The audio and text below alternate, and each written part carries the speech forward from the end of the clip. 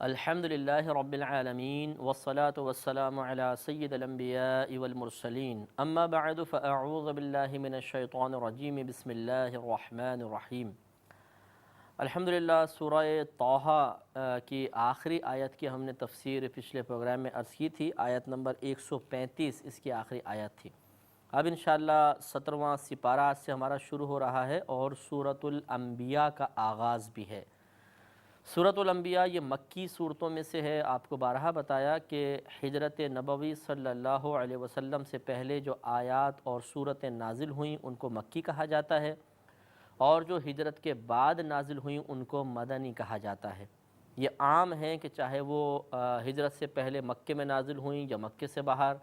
اس طرح ہجرت کے بعد وہ مکے میں نازل ہوئی ہوں، مدینے میں نازل ہوئی ہوں یا ان دونوں سے باہر، دونوں صورتوں میں ان کا نام متعین ہے، ہجرت سے پہلے مکی، ہجرت کے بعد مدنی۔ اگرچہ اس میں اور بھی اقوال اختلاف ہے لیکن یہ جمہور کا قول ہے، اسی کو اختیار کرنا بہتر ہے۔ اور اس میں تقریباً 112 آیات ہوں گی جو انشاءاللہ ہم اللہ کی رحمت سے امید ہے کہ آپ کی خدمت میں تفسیر کے ساتھ عرض کریں گے۔ بسم اللہ الرحمن الرحیم۔ اللہ تعالیٰ فرماتا ہے اقترب للناس حسابهم وهم فی غفلۃ معرضون۔ لوگوں کا حساب قریب ہے اور وہ غفلت میں منہ پھیرے ہوئے ہیں، یعنی لوگوں کا حساب و کتاب قریب ہے، ان قریب قیامت قائم ہوگی، اللہ تعالیٰ کی بارگاہ میں پہنچیں گے، وہاں حساب و کتاب دینا ہوگا۔ لیکن چونکہ ہم انسان ہیں، ہمیں ہمارے ساتھ تقاضائے بشریت بھی ہے، نفسانی غلبے بھی ہیں، شیطان کی مداخلت بھی ہے، تو وہم فی غفلۃ، اور وہ غفلت میں منہ پھیرے ہوئے ہیں، معرضون منہ پھیرے ہوئے ہیں۔ تو ہم دنیا میں غفلت میں رہتے ہیں، حساب و کتاب کی نزدیکی کا ہمیں احساس نہیں ہوتا، اور ہم اللہ تعالیٰ کی ہدایت سے منہ پھیر لیتے ہیں بعض اوقات۔ خیری مسلمانوں کے لیے نہیں ہے، کفار کے لیے ہے، لیکن مسلمان بھی اس سے عبرت حاصل کر سکتا ہے کہ جیسے ہمارا بھی حساب و کتاب بڑا نزدیک ہے، کبھی بھی اچانک موت آ سکتی ہے، وقت ہمیں تو نہیں پتہ کہ کب ہم نے مرنا ہے، اور پھر فوراً یہ کہ اللہ کی بارگاہ میں جب حاضر ہوں گے وہاں حساب و کتاب دینا ہوگا۔ تو اس لیے ہمیں غور کرنا چاہیے کہ کیا ہم خدا نخواستہ ہم بھی غافلوں میں شمار تو نہیں ہیں، ہم بھی اللہ تعالیٰ کی اطاعت سے منہ پھیرنے والوں میں شامل تو نہیں ہیں۔ اگر ایسا ہے تو ہمیں موت سے پہلے اپنے آپ کو سنبھالنا چاہیے۔ تو اقترب للناس حسابهم، لوگوں کا حساب و کتاب قریب ہے، وہم فی غفلۃ معرضون، اور وہ غفلت میں منہ پھیرے ہوئے ہیں۔ ما یأتیہم من ذکر من ربہم محدث الا استمعوہ وہم یلعبون۔ جب بھی ان کے پاس اللہ تعالیٰ کی طرف سے کوئی، ان کے رب کی طرف سے کوئی نئی نصیحت آتی ہے، ذکرن اور پھر محدثین اس کی صفت بن رہی ہے، اللہ تعالیٰ کے جب ان کے رب کے پاس سے ان کے پاس کوئی بھی نئی نصیحت آتی ہے تو وہ اسے کھیلتے ہوئے سنتے ہیں۔ کھیلتے ہوئے سنتے ہیں، نہیں غفلت میں توجہ نہیں کرتے ہیں۔ جب ان کو نبی کریم صلی اللہ علیہ وسلم وحی جو نازل ہوئی سناتے ہیں تو کفار کا یہ اکثر دستور یہی تھا کہ وہ مذاق اڑاتے تھے اور ان باتوں کو نظر انداز کرتے تھے، توجہ نہیں کرتے تھے، اور ان کا مقصود ایک تو خود اس سے ہدایت حاصل نہ کرنا تھا، اور دوسرا دوسروں کے دل میں غفلت پیدا کرنا تھا تاکہ دوسرے بھی ان کی باتیں غور سے نہ سنیں۔ کیونکہ جب ایک آدمی آپ کو بات کہہ رہا ہے، آپ سنجیدگی سے غور سے سن رہے ہیں، تو تیسرے شخص پر اس کا اچھا اثر ضرور مرتب ہوگا کہ وہ بھی کہے گا بھی اہم بات ہے تبھی تو غور سے سن رہے ہیں، وہ بھی متوجہ ہو جائے گا۔ اور اگر سامنے والا کوئی اچھی سی بات کہہ رہا ہے اور آپ مذاق اڑا رہے ہو، ہنسی ٹھٹا کر رہے ہوں، تو تیسرے شخص کے اندر بھی سنجیدگی شاید پیدا نہیں ہو پائے گی۔ وہ آپ کی حرکات سے اس بات کا اندازہ کرے گا کہ سامنے والے کی بات کوئی اتنی پاورفل نہیں ہے، کوئی اتنی غور سے سننے والی نہیں ہے، تبھی تو یہ مذاق کر رہا ہے۔ تو یہ کفار کا ایک طریقہ تھا کہ نبی کریم صلی اللہ علیہ وسلم جب کوئی اللہ کی طرف سے نئی آیت بیان فرماتے تو یہ مذاق اڑاتے تھے اور ان کو نظر انداز کرتے تھے تاکہ قریب والے بھی اثر قبول نہ کر سکیں۔ یہی بیماری آج کل ہمارے مسلمانوں میں بھی ہو گئی ہے، خصوصاً اسکول، کالج اور یونیورسٹیز کے ماحول کے اندر اگر آپ دیکھیں گے، اگر ایک بیچارہ کوئی اسٹوڈنٹ کوئی بات بیان کرنے لگے گا اچھی بات، تو باقی جو ایک تو سامنے والے نے تو ہدایت حاصل کرنی نہیں کرنی ہے، وہ یہ سوچے گا جو اطراف میں بیٹھے ہوئے ہیں اگر یہ اس کی گرویدہ ہو گئے تو ہماری دوستیاں خطرے میں پڑ جائیں گی، اور جو ہم انجوائے کر رہے ہیں اپنی لائف سے یا جو ہم ہنسی مذاق کرتے ہیں سلسلہ موقوف ہو جائے گا۔ تو وہ پھر ایسا مذاق کا طریقہ اختیار کرتے ہیں، ایک یا چند ایک مل کر کے باقی سب سے کے دل سے بھی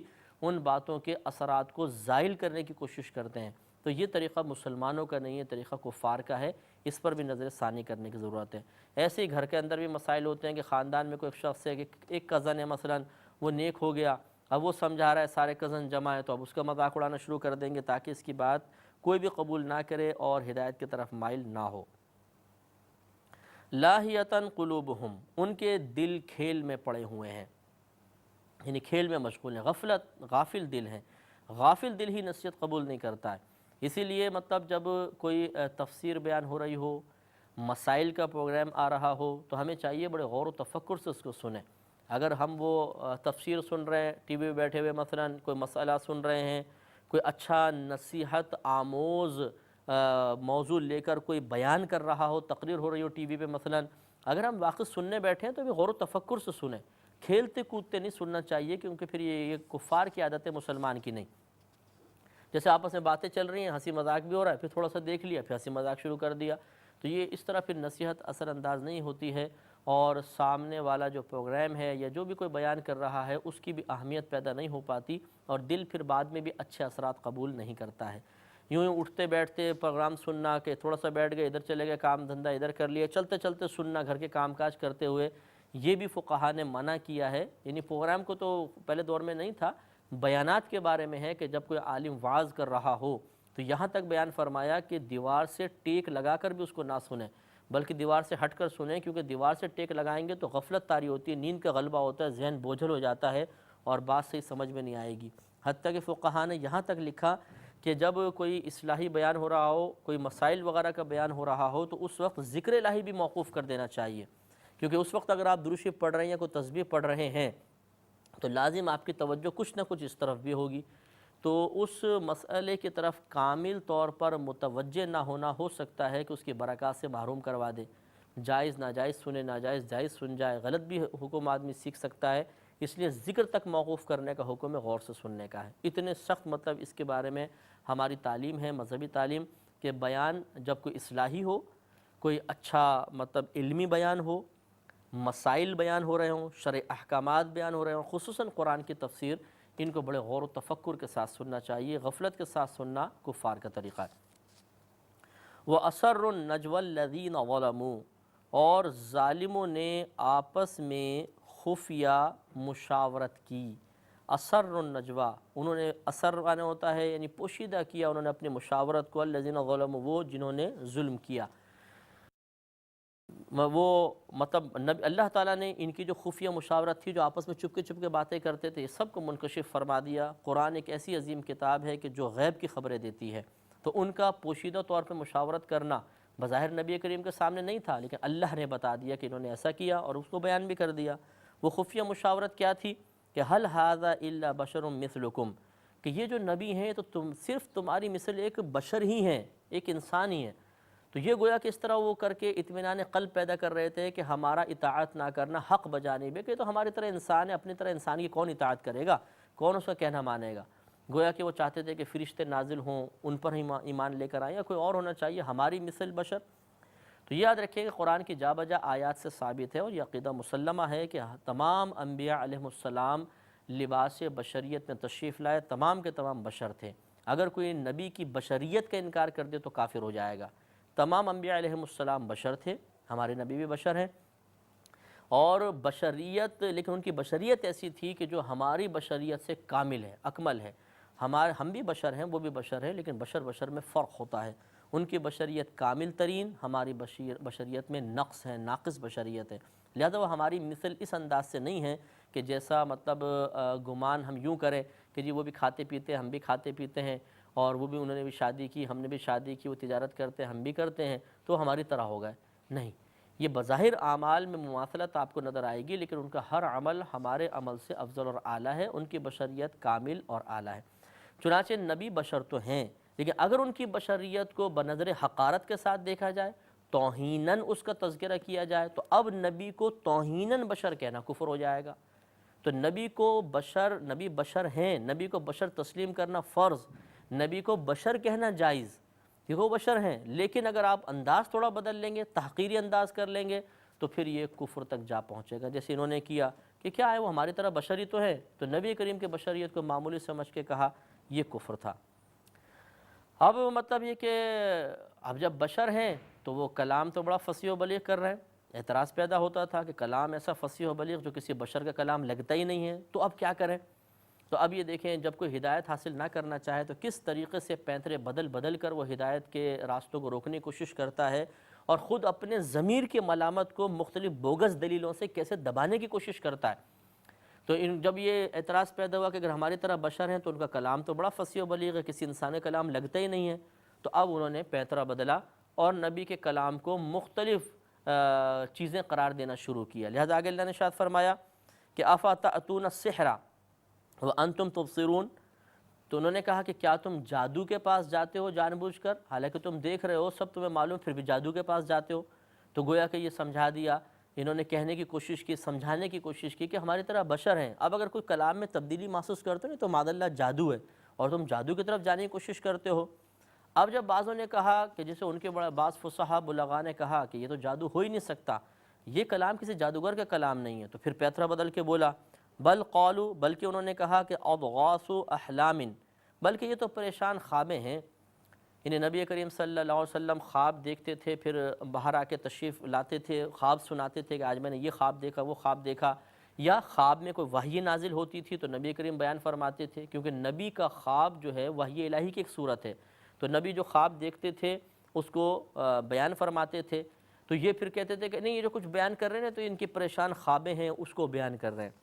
اور کبھی کہتے تھے بل افتراہ بل ہوا شاعر، بلکہ کبھی کہتے تھے بلکہ یہ تو ان کی من گھڑت باتیں ہیں، انہوں نے خود گھڑ دی ہیں اپنے پاس سے۔ پھر کوئی منع کرتا تو پھر کہتے بل ہوا شاعر، نہیں بلکہ یہ تو شاعر ہیں۔ یہ قرآن پاک کے چونکہ آپ اگر دیکھیں والضحیٰ واللیل اذا سجا، تو آخر میں یہ جو ایک ہم قافیہ سے الفاظ آتے ہیں بظاہر ایسا لگتا ہے کہ یہ شعر ہیں، حالانکہ یہ شعر نہیں ہے۔ شعر کے اندر جو ایک جیسے وزن والے الفاظ ہوتے ہیں انہیں قافیہ سے تعبیر کیا جاتا ہے، اور اگر یہی چیز نثر کے اندر ہو جیسے قرآن کے اندر ہے تو اس کو سجع کہتے ہیں، رعایت سجع، اور یہ نثر میں ہو تو رعایت سجع کہتے ہیں، اور قرآن کے اندر اگر ایسے الفاظ ہوں کہ ہر لفظ ایک خاص حرف پہ جا کے ختم ہو رہا ہے، یعلمون، تعلمون، یضربون مثال کے طور پر، تو پھر اسے کہا جاتا ہے فاصلہ، اس کو فاصلہ کا نام دیتا ہے، اس کو فواصل کہتے ہیں۔ تو قرآن میں جو ہم قافیہ الفاظ استعمال ہوں گے آیت کے آخر میں انہیں فاصلہ اور اس کی جمع فواصل ہے۔ اگر ایک قرآن کے علاوہ نثر کے اندر اس طریقے سے رعایت کی جائے کہ ہر جملہ جو ختم ہو رہا ہو وہ ایک مخصوص حرف پر ہی ہو رہا ہے، اگلا بھی اسی حرف پر، اس سے اگلا بھی اسی حرف پر، تو اس کو سجع کہتے ہیں، اور اگر نظم کے اندر یہ چیز ہو تو اس کو قافیہ کہا جاتا ہے۔ تو انہوں نے اس فواصل کو دیکھ کر، فاصلہ کو دیکھ کر یہ اس کو شعر قرار دینے کی کوشش کی کہ تو شعر ہے۔ تو اس طریقے سے انہوں نے مختلف پینترے بدلے، گویا کہ خود مطلب یہ کہ مطمئن نہیں ہو پاتے تھے کہ اعتراض قائم کر کے جب اپنے اعتراض کی کمزوری پہ ان کی نگاہ پڑتی تھی تو یہ مجبور ہو جاتے تھے اپنے اعتراض کے زاویے کو بدلنے پر، اور فوراً دوسری بات کہتے تھے، اور اس طریقے سے خود اپنی بات کی اہمیت کو کم کر بیٹھتے تھے کہ لوگ کہتے تھے کل تو تم کہتے تھے شاعر ہیں، پھر تم پہلے کہتے تھے جادو ہے، کبھی تم کہتے ہو من گھڑت باتیں ہیں، کبھی تم کہتے ہو پریشان خوابیں ہیں، کوئی ایک بات پہ تو ٹک جاؤ۔ تو ان کے خود یہ اس طرح پینترے بدلنے کی وجہ سے خود یہ کمزور پڑتے چلے گئے۔ اللہ نے ارشاد فرمایا کہ فَلْيَأْتِنَا بِآیَةٍ كَمَا أُرْسِلَ الْأَوَّلُونَ، تو ہمارے پاس کوئی نشانی لائیں جیسے اگلے بھیجے گئے تھے۔ اب یہ مطلب وہی بوگس اعتراض جیسے پہلے آپ کی خدمت میں عرض کیا تھا کہ ان تمام باتوں کو جو نبی کریم فصیح و بلیغ کلام فرما رہے ہیں، قرآن کا نزول ہو رہا ہے، خود ذات مصطفیٰ صلی اللہ علیہ وسلم جو سراپا معجزہ ہے، ان تمام کو نظر انداز کر کے کہ نہیں بھی ان پہ تو اعتراض پیدا ہوتے ہیں، اچھا کوئی نشانی اور لے کر آئیں جیسے پہلے والے لوگوں کے پاس نشانیاں تھیں۔ یہ غلط اعتراض اور غلط مطالبہ تھا۔ اللہ نے ارشاد فرمایا کہ ما آمنت قبلہم من قریۃ اہلکناہا، کہ ان سے پہلے کوئی بھی بستی جو ایمان لے کر نہیں آئی تو ہم نے اسے ہلاک کر دیا،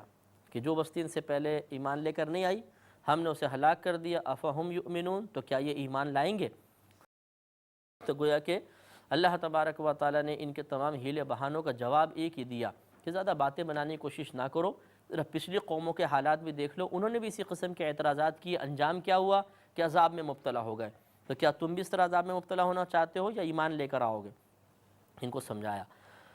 وما ارسلنا قبلك الا رجالا نوحی الیہم فاسألوا اہل الذکر ان کنتم لا تعلمون، اللہ نے ارشاد فرمایا کہ وما ارسلنا قبلك الا رجالا، کہ ہم نے آپ سے پہلے جتنے بھی بھیجے یعنی پیغمبر بنا کے بھیجے سب کے سب مرد تھے، رجال مرد تھے۔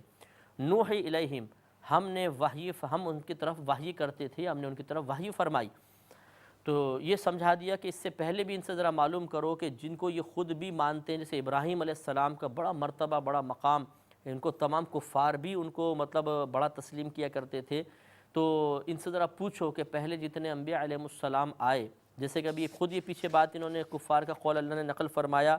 کہ فَلْيَأْتِنَا بِآیَةٍ كَمَا أُرْسِلَ الْأَوَّلُونَ، تو کیا ہمارے پاس کوئی ایسی نشانی لائیں جیسے اگلے بھیجے گئے تھے، ان کے پاس نشانیاں تھیں، یہ بھی لے کر آئیں۔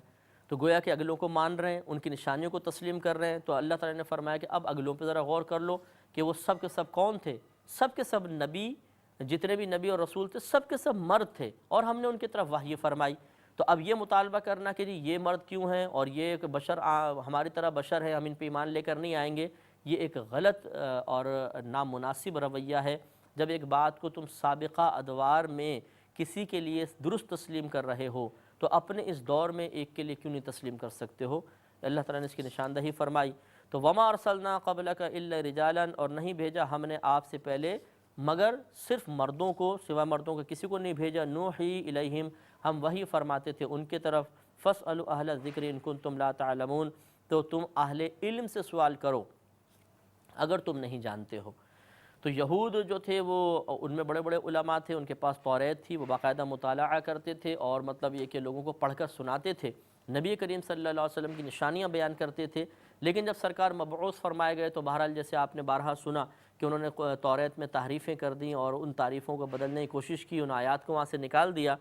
تو بہرحال اللہ نے ان سے فرمایا کہ اگر تمہیں معلوم نہیں، تم نہیں جانتے ہو، تو جا کے ذرا اہل علم سے سوال کر کے دیکھو، ان سے معلوم کر لو، وہ سب تمہیں بتا دیں گے کہ پہلے جتنے آتے رہے وہ مرد آتے رہے، ان کی طرف وحی ہوتی تھی، اللہ نے بہت سوں کو آسمانی کتابیں دیں، بہت سوں کو صحائف دیے، اور ان کا بھی وہی مقصد تھا آمد کا جو ان نبی کریم صلی اللہ علیہ وسلم کی آمد کا مقصد ہے۔